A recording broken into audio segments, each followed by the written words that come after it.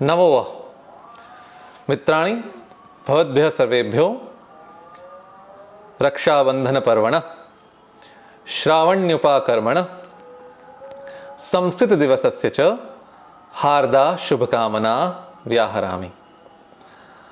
आज का प्रश्न इंस्टाग्राम पर से आया है और प्रश्नकर्ता का नाम है शाश्वत कर्ण। आपका प्रश्न है, मैथिली में दामाद को पाहुन कहते हैं और आज भी मधुबनी और दरभंगा में केवल पाहुन शब्द का प्रयोग होता है। मुझे यह जानना है पाहुन संस्कृत का शब्द है अथवा नहीं।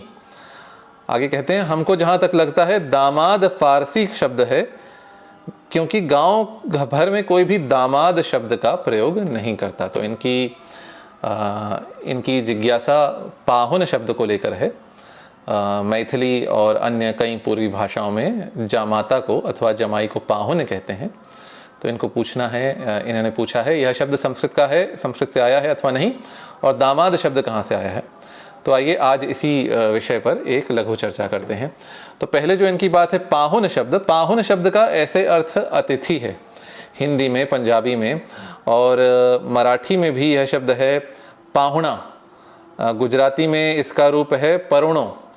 तो इन सब शब्दों का अर्थ अतिथि है, जो आपके घर आता है, बिना बताए जो आता है उसको पाहुन कहते हैं। इस शब्द का मानसकार ने भी प्रयोग किया है।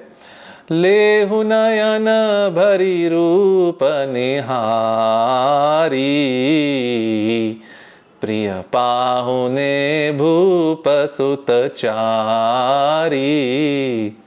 यह गोस्वामी जी का प्रयोग है। और इसके अतिरिक्त एक बहुत अच्छा गीत है, एक पद है जो महाभारत, यदि आपने श्रृंखला देखी होगी तो महेंद्र कपूर ने अपने अच्छे स्वर में गाया है। बढ़ पाहुन के पग धोए रहे, हरि पीतांबर से पोंछ रहे हैं। तो इसी को आप महेंद्र कपूर के स्वर में आप सुन सकते हैं। बढ़ पाहुन के पग धोए रहे, हरि पीतांबर से पोंछ रहे हैं। तो ये जो पाहुन शब्द है, इसका अर्थ हिंदी में, मराठी में जो पाहुणा है, गुजराती में परोणो है, पंजाबी में अर्थ इसका अतिथि है। और जो मूल शब्द संस्कृत में है वह शब्द, यह शब्द जो प्राकृत में पाहुण शब्द है उससे पाहुन आया है।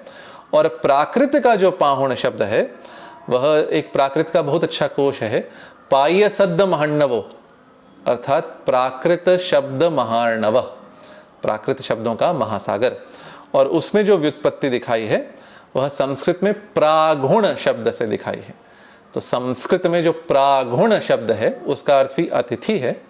और यहाँ धातु है गुण भ्रमणे, जो घूमता हुआ आपके घर पर आ जाए उसे कहते हैं प्रागुण। प्रागुणति इति प्रागुण। और प्रागुण शब्द का ही प्राकृत में पाहुण बना, तो घकार का हकार हुआ, इसी से प्रागुण का बना पाहुण।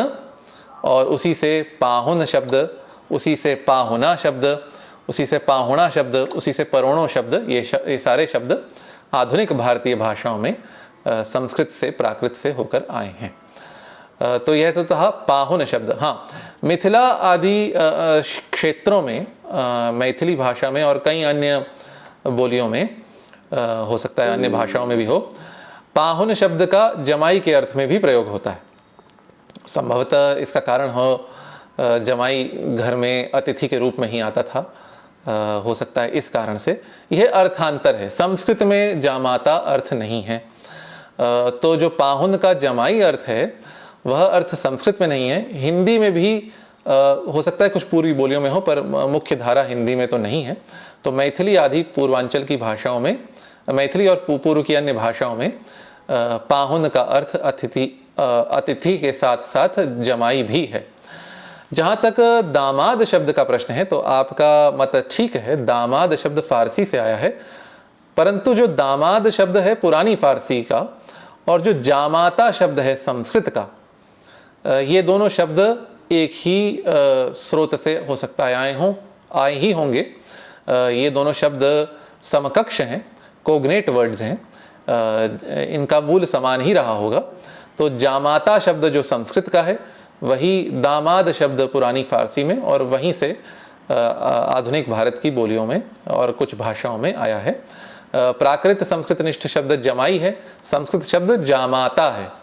तो कहते हैं जामाता दशमो ग्रह, जामाता 10वां ग्रह होता है। तो जामाता शब्द है, जमाई शब्द है, एक यौगिक प्रयोग है घर जमाई, जो विवाहित पुरुष पत्नी के माता पिता के घर रहता है उसे घर जमाई कहते हैं। तो वो जमाई शब्द है जो जामाता का प्राकृत में सीधा रूप है, और जो दामाद है ये फारसी से, परंतु जामाता से ही संबद्ध यह शब्द है। तो यह थी पाहुन और दामाद और जमाई जामाता शब्दों पर एक लघु चर्चा। आशा है आपको यह अच्छी लगी होगी। कल फिर किसी विषय पर, आज एक नए यंत्र से यह चलचित्र बनाया जा रहा है, तो कल किसी विषय पर आपसे फिर भेंट होगी। नमो वाह।